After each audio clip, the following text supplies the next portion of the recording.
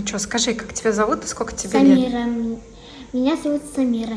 Мне 9 лет. Я сюда пришла, потому что я подписчица. Сама придумала.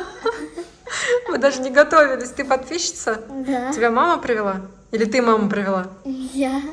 Пришла ко мне в гости моя маленькая поклонница, девочка, которая мечтала, чтобы первый раз в ее жизни маникюр ей сделала именно я. И, конечно, я не смогла отказать, тем более, что у меня действительно была такая возможность, я была в Казани, я была на месте, и почему бы и нет.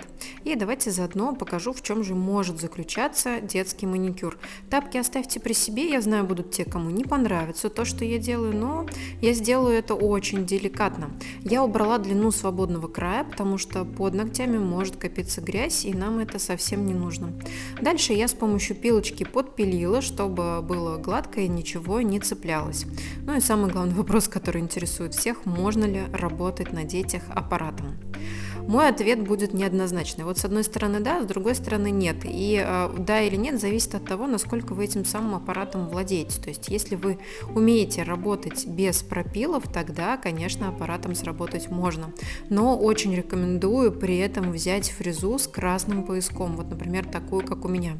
Это очень мягкая фреза. Ей я советую работать на низких оборотах. 1000 эдак на 8, я думаю, будет достаточно.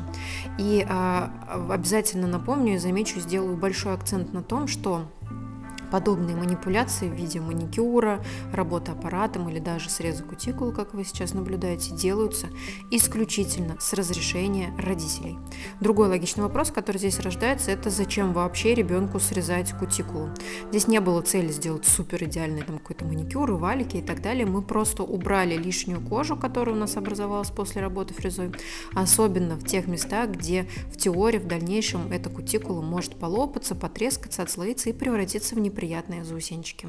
Ну а в качестве покрытия мы выбрали маркеры. Я как-то их у себя уже показывала, то есть это однофазные гель-лаки, которые находятся в такой упаковке, вот как обычный маркер, наверное. То есть очень интересный вид упаковки, и работать быстро и легко, и главное, ногти под это готовить не нужно.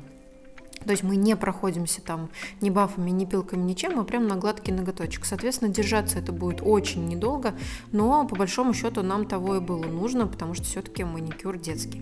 В общем, мнение пишите в комментариях, обязательно прочитаю. И что, сегодня мы сделали тебе ногти, да? Да. Все, ты довольная? Да. Грызть больше не будешь? Отлично, молодец. Будешь очень смотреть, ждать твой выпуск?